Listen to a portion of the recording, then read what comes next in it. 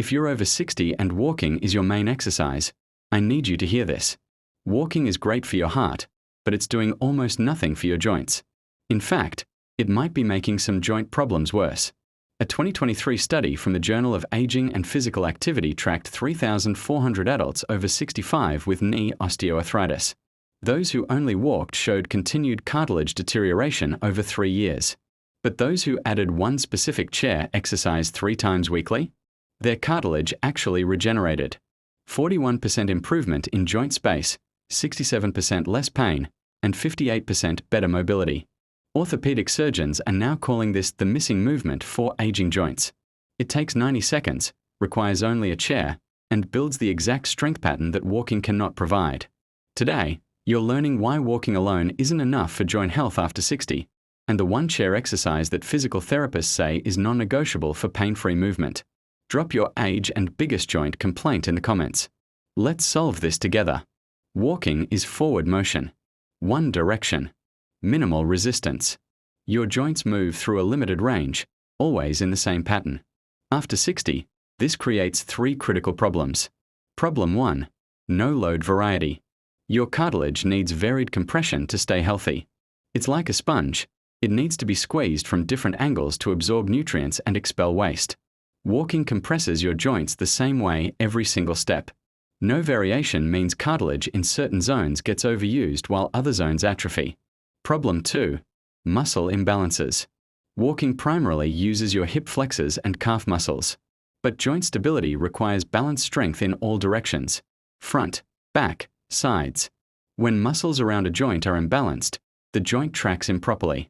This accelerates wear and tear. Problem 3. Limited range of motion. Walking uses about 30 to 40% of your hip and knee range. The remaining 60 to 70%? It never gets used. Unused range becomes lost range. Your joints literally forget how to move fully, becoming stiff and painful. A 2022 British Journal of Sports Medicine study examined 2,100 seniors who walked 10,000 plus steps daily but did no other exercise. After 5 years, 73% showed progressive joint degeneration, particularly in knees and hips. Their conclusion: walking maintains cardiovascular health but provides insufficient stimulus for cartilage preservation in aging joints. Your joints need something walking cannot provide: controlled, full-range resistance in multiple directions. It's called the sit-to-stand with pause. But this isn't your typical chair exercise.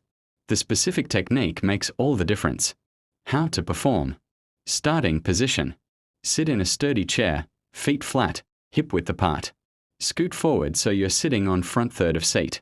Arms crossed over chest or extended forward for balance. The movement, 5 phases. Phase 1, the lean, 2 seconds.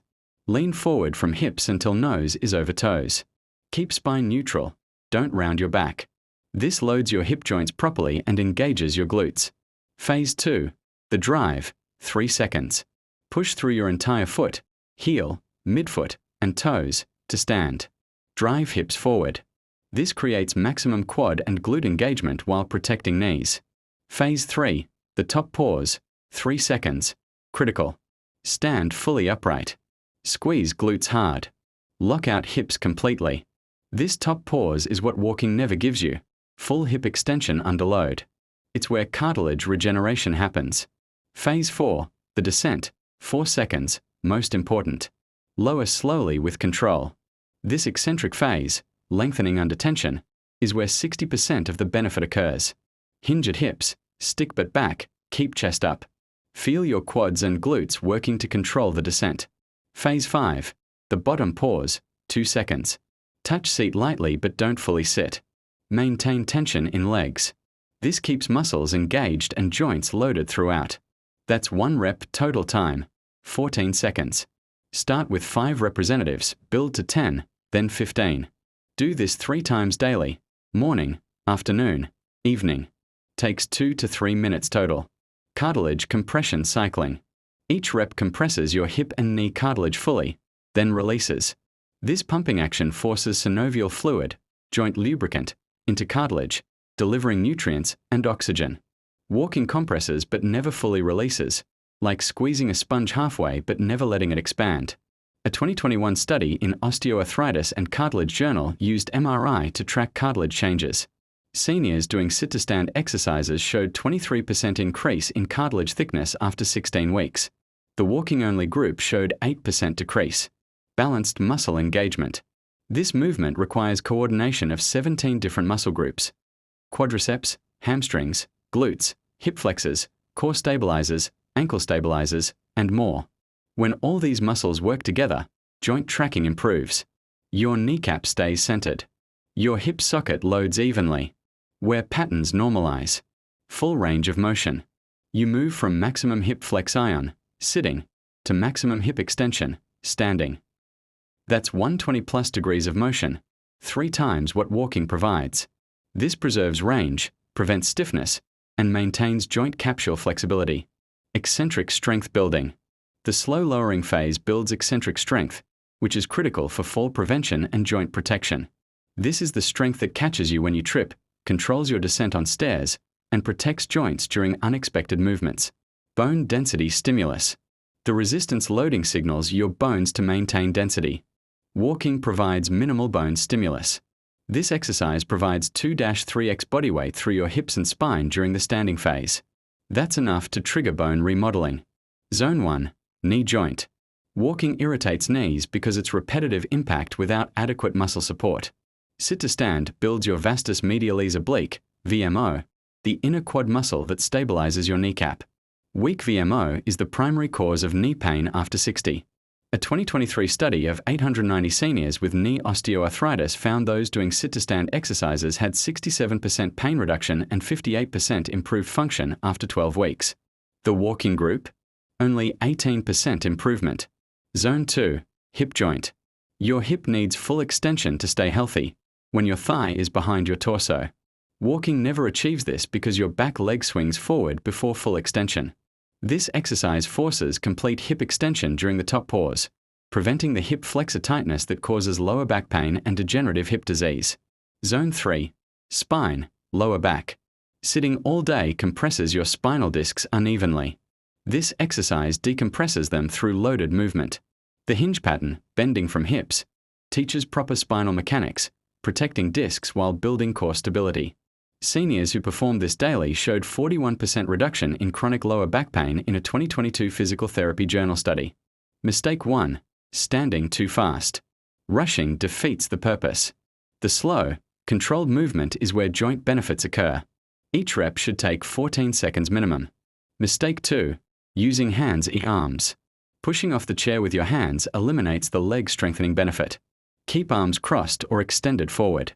Only use hands if absolutely necessary for safety. Mistake 3. Knees caving inward. If your knees collapse toward each other, you're reinforcing poor joint tracking. Focus on pushing knees slightly outward, aligning them over your middle toes. Mistake 4. Rounding your back. Spine must stay neutral. Round back transfers load away from legs and onto spinal discs. Think chest up, proud posture. Mistake 5. Skipping the pauses. The top and bottom pauses are where adaptation occurs. Don't rush through. Hold each position with tension. Mistake 6. Seat too low or high.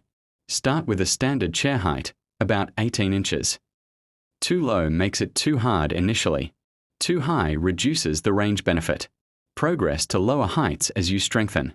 Walking is wonderful. Keep walking. But understand what it cannot do for your joints after 60. It can't build the strength that stabilizes them. It can't cycle cartilage through full compression. It can't preserve range of motion in directions you never use. This one chair exercise fills every gap walking leaves. 2 minutes, 3 times daily. No equipment except a chair. And it works. Your action plan. Start today with 5 representatives, morning and evening. Focus on slow, controlled movement with pauses. Build gradually. 5 representatives to 10 to 15 over weeks. Do this for the rest of your life.